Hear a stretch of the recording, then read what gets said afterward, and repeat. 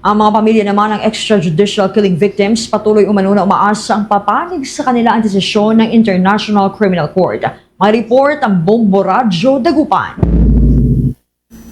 Kabado man subalit, umaasa ang mga pamilya ng extrajudicial killing victims na papanig ang desisyon ng International Criminal Court o ICC sa kanila sa isasagawang pagdinig bukas sa Abril 22.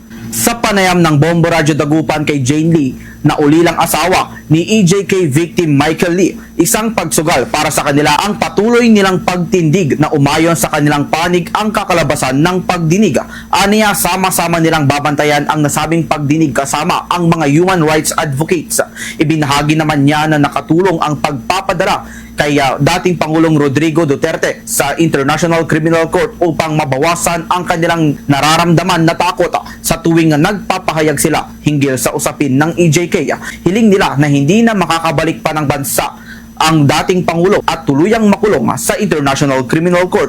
Samantala, sinabi ni Lee na hindi naging madali ang kanilang buhay simula nang mapaslang ang kanyang asawa. Isa umanong sakripisyo ang pagsabayin niya ang pagbuhay sa kanyang pamilya at makiisa sa manawagan na itigil ang hindi makatarungang pagpaslang at isang malaking pangamba para sa kanila na manumbalik ang EJK kapag nagwagi si Vice President Sara Duterte sa 2028 presidential election.